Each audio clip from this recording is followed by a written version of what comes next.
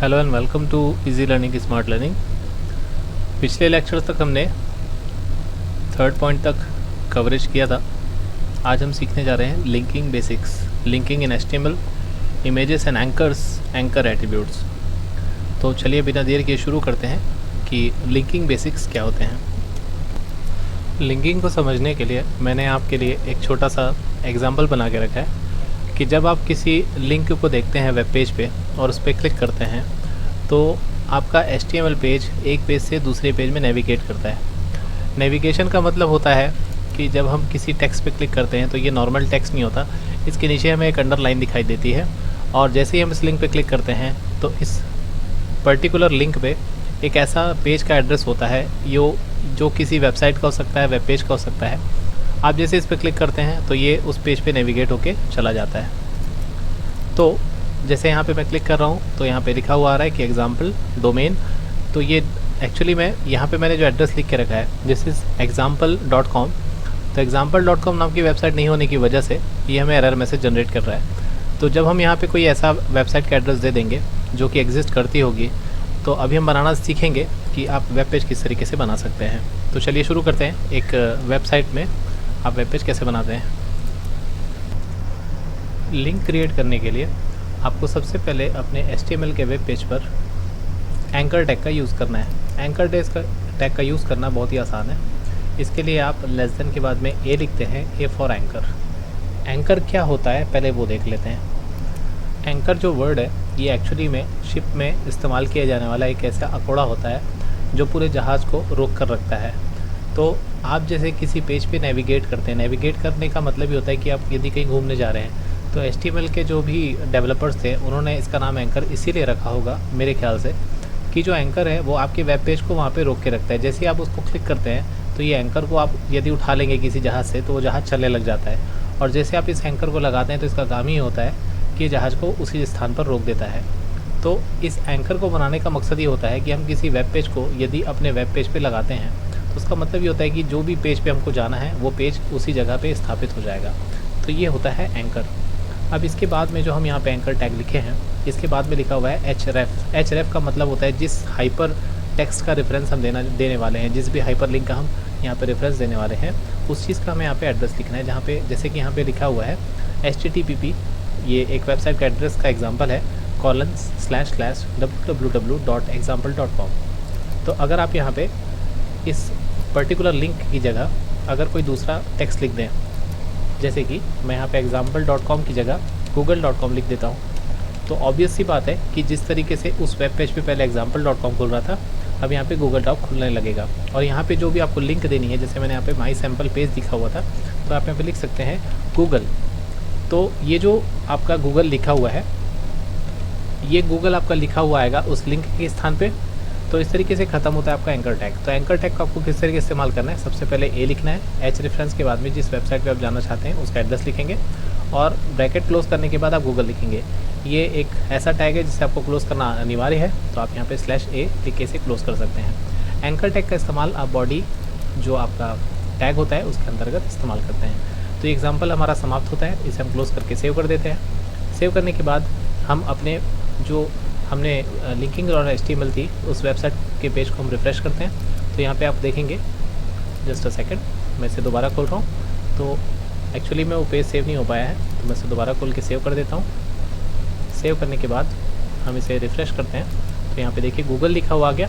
और जब भी आप नई लिंक देखेंगे तो ये ब्लू कलर की दिखाई देती है और जैसे आप इस पर एक बार क्लिक करके नेविगेट करेंगे तो आपका पेज तो खुल जाएगा, google.com वहाँ पे खुला हुआ दिख रहा है। और जैसे ही आप इसे बैक करेंगे तो आप देखेंगे ये ब्लू कलर से चेंज होके थोड़ा सा नेवी ब्लू या थोड़ा सा लाइट ब्लू या मैजेंटा कलर भी आप बोल सकते हैं, इस तरीके का कलर इसका बदल चुका है। तो इस तरीके से आप क्रिएट करते हैं एंकर टैग पे लिंक। आगे बढ़ते हैं सिलेबस में। तो ये जो हमारा सिलेबस चल रहा है इसमें लिंकिंग के बेसिक्स आप अभी तक समझे हैं। इसमें आगे जो टॉपिक है वो लिंकिंग इन HTML है। तो HTML में लिंकिंग करने का मतलब जो अभी हमने सीखा यही है। इसके बाद में आता है इमेजेस एंड एंकर्स। तो इमेजेस के द्वारा भी आप एंकर्स का यूज़ कैसे करते हैं ये हमारा अगला टॉपिक है। तो let's begin with this topic कि आप इमेज की सहायता से एंकर्स कैसे क्रिएट कर सकते हैं। तो पिछले लेक्चर्स में हमने इमेज नाम की जो टैग होती है उसका हमने बेसिक इंट्रोडक्शन लिया है। आगे भी हम उसे में देखेंगे।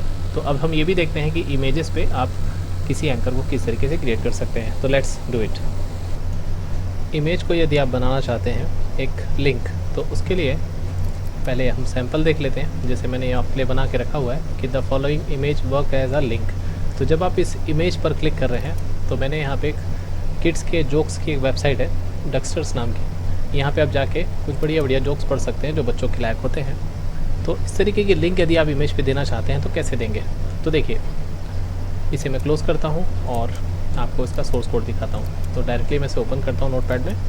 देखिए, अभी तक हमने ये देखा कि एंकर टैग को हम किस तरीके से यूज़ कर सकते हैं। मैंने इस पेज में HTML बनाया है, उसके बाद इसका टाइटल दे दिया है HTML इमेज एज लिंक। तो ये जो टाइटल आएगा आपके वेब पेज पे वो आपको दिखाई देगा। फिर बॉडी टैग के अंदर मैंने the following image works as a link मैंने एक लाइन दे दी है। तो ये line as it is print हो जा रही है, जैसा कि आपने देखा यहाँ पे। मैं इसे साइड बाय साइड इस तरीके से अरेंज कर देता हूँ ताकि आप देख सकें। तो ये जो द फॉलोइंग इमेज वाली जो चीज़ है यहाँ पे लिखी हुई आ रही है। फिर हमने दिया यहाँ पे लिंक AREF। तो इस AREF में कोई भी चेंजेस नहीं है जो पिछली बार था। यहाँ पे हमने एज इट इज़, जैसे यहाँ पे मैंने एक वेबसाइट का नाम दिया था, आपको यहाँ पे भी एक वेबसाइट का नाम दे देना है। देने के बाद आपको एंकर टैग को यहाँ पे क्लोज़ नहीं करना है। एंकर टैग क्लोज़ करने के पहले आप यहाँ पे IMG टैग का यूज़ करेंगे, जिसमें अल्टरनेट में यहाँ पे आप जो भी उसका नाम देना चाहें, जैसे यहाँ पे क्राइस लिखा हुआ है SRC में, जहाँ पे आपकी इमेज स्टोर है। जैसे मैंने इस इमेज को E ड्राइव के अंदर इमेजेस फोल्डर में smiley.jpg का एड्रेस दिया हुआ है। तो ये smiley.jpg जो है आपको यहाँ पे दिखाई दे रही है, ये smiley.jpg है। और इसकी जो हाइट और विड्थ है मैंने यहाँ पे स्पेसिफाई कर दी है।